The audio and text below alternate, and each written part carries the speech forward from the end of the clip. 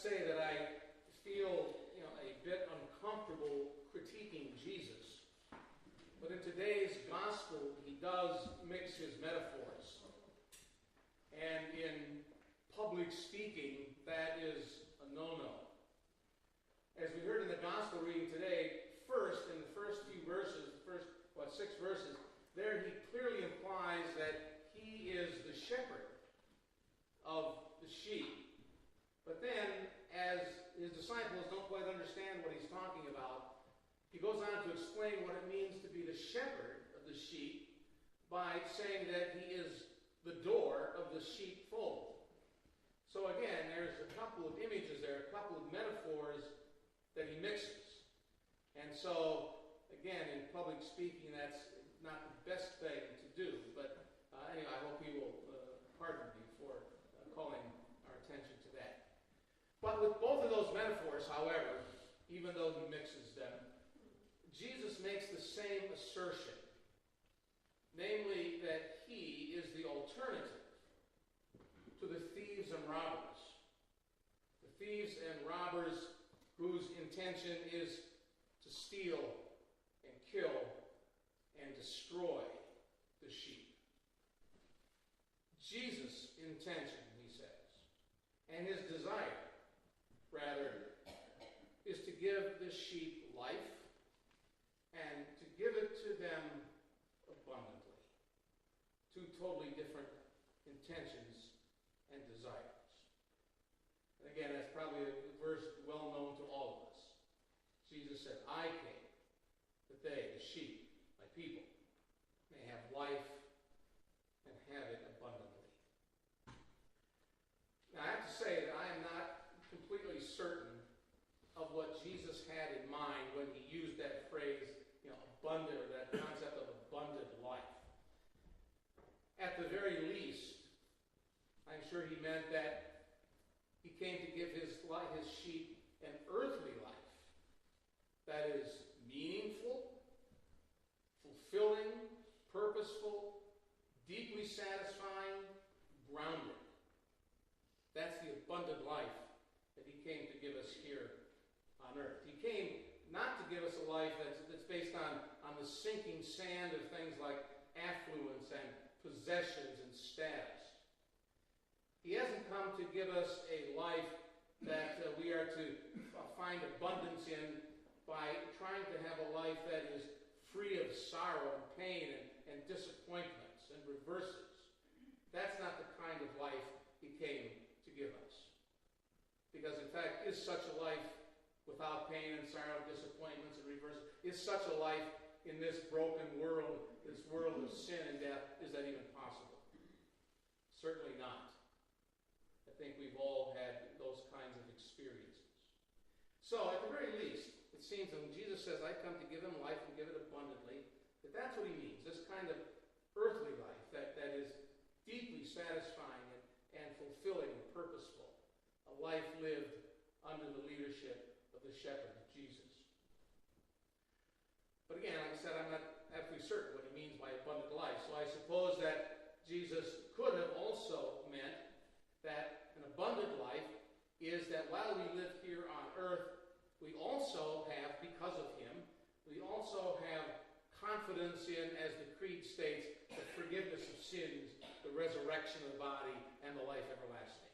That too may be a part of the abundant life that we live here, that we have confidence in those things. So again, I'm not sure how much or how little Jesus had in mind, but certainly it was some of these things. But whatever it was that Jesus had in mind when he talked about the abundant life that he came to give his sheep, his people, whatever he had in mind, he points out that there would always be thieves and robbers.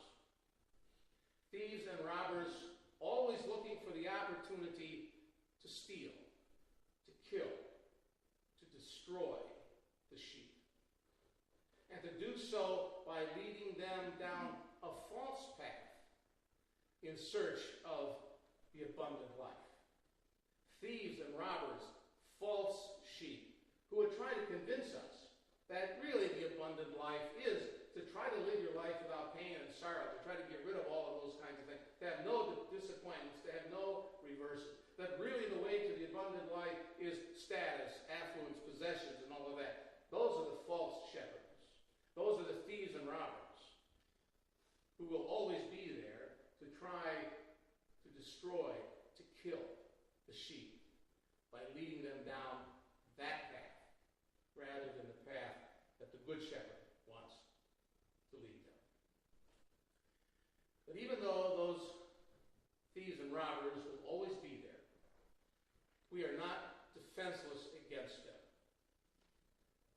In the gospel reading today, Jesus' words, "But he who enters by the door is the shepherd of the sheep. To him, the shepherd, the gatekeeper opens. The sheep hear the voice of the shepherd, and he calls his own sheep by name and leads them out. When he has brought out all his own, he goes before them. And the sheep follow him, for they know his voice. A stranger they will not follow, but they will flee from him, for they do not know the voice of strangers." And then again, a little bit later, a couple verses later, "So Jesus again said to them, 'Truly, truly, I say to you, I am the door of the sheep. All who came before me are thieves and robbers, but the sheep did not listen to them.'"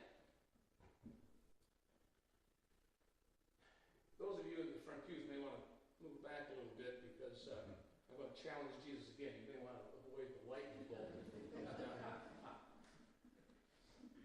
But a couple of things that Jesus said here I have to take exception to. Again, Jesus said, "A stranger, they, the sheep, will not follow, but they will flee from him, for they do not know the voice of strangers." And again, "All who came before me were thieves and robbers, but the sheep did not listen to them." As it seems to me, that may be true of real sheep, but not so much for Jesus' two-legged variety. Because it seems to me that the problem that we have is that you and I do know, and we do listen to, and we do not flee from strangers, the robbers and thieves, the false shepherds. A real sheep may not listen to those voices, but you and I, from time to time, do listen to those voices. The voices who lure us with promises of their version of what constitutes the abundant life. And that's the problem. We don't flee from them. We do listen to them. And we do follow them, the thieves and the robbers. We listen to their voices. And so we stray. And when we stray, we get lost. And when people are lost, they get confused. They become afraid. Sometimes when people get lost, they even deceive themselves into thinking that they're not really lost.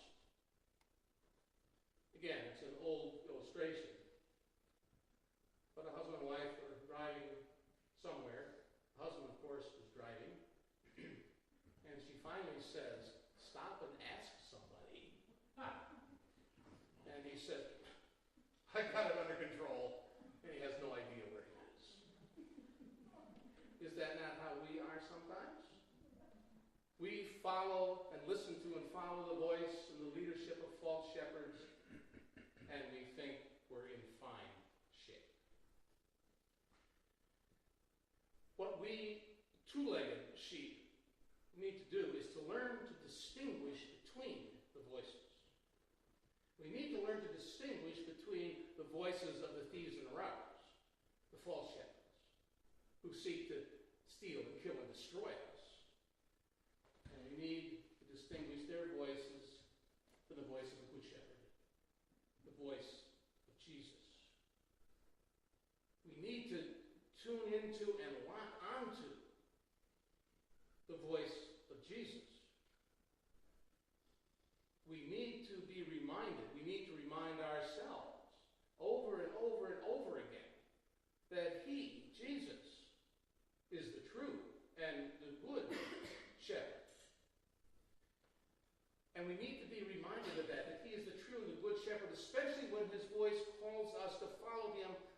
along paths that are difficult, or paths that may not seem to us to be the best way to go.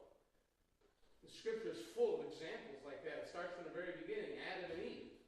And God says, don't eat off of that tree.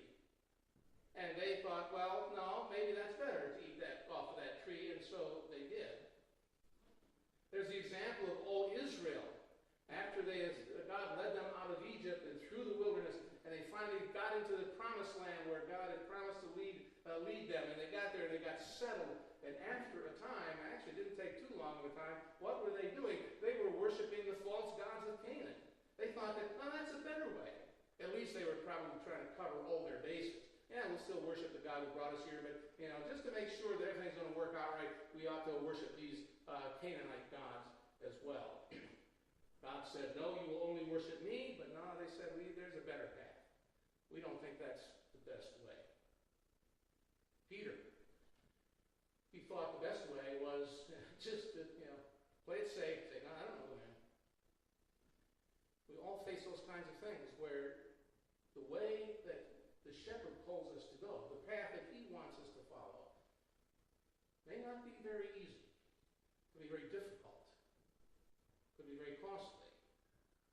But still, we need to remember that it is the good shepherd who is calling us to those paths, even though they might be difficult. It seems to me what we need is to develop reminder disciplines, things that we do with some regularity to help us distinguish between those voices, to make sure that we are listening to and locking onto the voice of the true and good shepherd. And some of those disciplines might be to continue to remind ourselves, how Jesus, the good shepherd, has been with you through the valley of the shadow of, and you fill in the blank. The psalm says the valley of the shadow of death. But there are plenty of other valleys and shadows that you and I have to go through in this life. Valleys of shadows that bring us sorrow, pain, disappointments, whatever, difficulties. And how the Good Shepherd has been with you through those valleys, through those shadows. Just very recently, I was talking to a young man, this man younger than me, and he was telling me how he is convinced that God was always with him through shadows that he went through. He said that his wife, that they had been sweethearts and dated all through high school. And so the path looked like that, they were going to be married, and that was going to be it, and it would be a great life. But when they were seniors in high school, she broke up with him. And she married another man. 5 years later, that marriage came to an end. They started dating again, and now they are married and living very happily as a Christian couple. But the point is, those 5 years, from the time of their breakup until they started dating again and got married, that was a valley of deep shadows for that young man. But again, God was with him through that valley, through those shadows. And so that's what we need to do. That's a discipline. We need to keep reminding ourselves and looking back on our lives and say, where are the shadows? Where are the valleys that we have had to go through? How has the shepherd carried me through those? And to be reminded that he does indeed do that. Or it doesn't have to be anything quite so extreme. We need to be reminded how the shepherd, the good shepherd, faithfully provides us with daily bread. Daily bread, as Luther explains, is everything we need for this life. How God, the shepherd, our good shepherd, continues to provide us with daily bread, even when we take daily bread for granted. And I think we've all been there, at least I have. I mean, just for an example, I'll pull one out of the air, and probably someone will challenge me on it, but when's the last time you thanked God for your house? I mean, I haven't thanked God for my house in a long, long time. Sometimes we just take that for granted. And a lot of things, the daily bread we just take for granted, yet the shepherd, our shepherd, continues to provide us with those things, even when we take them for granted. good our shepherd is to us. Another thing, a discipline, so that we are able to distinguish more clearly between the voices, so that we know the voice of the good shepherd versus the voices of the false shepherds, the thieves and the robbers, is that we need not and should not limit our hearing of the shepherd's voice to Sunday morning. What we need to do is open our Bibles at home, and maybe you do that already. I know I don't do that every day. I have to admit that. I'm proud of that, but I go in fits and starts. But we need to open our Bibles at home, because our Bible's there, even though it may come through Isaiah or Ezekiel or Matthew or whomever. It is the Word of God. It's the voice of the shepherd speaking to us, and we need to open our Bibles and read and listen. Listen for the voice of the shepherd. And listen not only to whom is speaking, but also listen to what he is saying, so that we can realize that maybe what the shepherd is saying to us is different from what we're hearing somewhere else. And we need to ask, why? Why the difference there? Because as I indicated earlier, maybe what the shepherd is calling us to is a lot more difficult and doesn't sound quite right than what we hear out here. What we hear out here from the false shepherd sounds a lot more pleasant, a lot easier. Well, why the difference? We need to remember that it is the good shepherd that is calling us maybe along the more difficult path. And why? Because he wants the best for you and me. He may call us along the most difficult path because he wants what? To give you abundant life. And so we need to open our Bibles and hear the voice of the shepherd, at least with regularity. And finally, at least finally for this list for today, to be what we need to do in our reminder discipline, is always to keep before you the image of Christ crucified. Christ crucified. Because would a shepherd who has gone through that for you, would that shepherd really ever call you to a harmful or dangerous path? I think not. Difficult maybe, but not harmful, not dangerous. Because again, this shepherd, the good shepherd, wants to give you life abundantly. And everything he calls you and me to will lead to abundant life.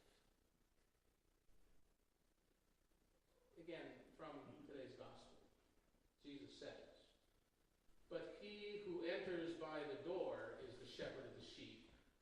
To him the gatekeeper opens. The sheep hear the shepherd's voice, and he calls his own sheep by name and leads them out. When he has brought out all his own, he goes before them, and the sheep follow him, for they know his voice." A few verses later, Jesus says, "I am the door. If anyone enters by me, he will be saved, and will go in and out and find pasture." In this gospel lesson, even though Jesus mixes his metaphors, shepherd and door, his promise is not mixed. His promise is not unclear. This shepherd has come that you may have life and have it abundantly. Thanks be to God.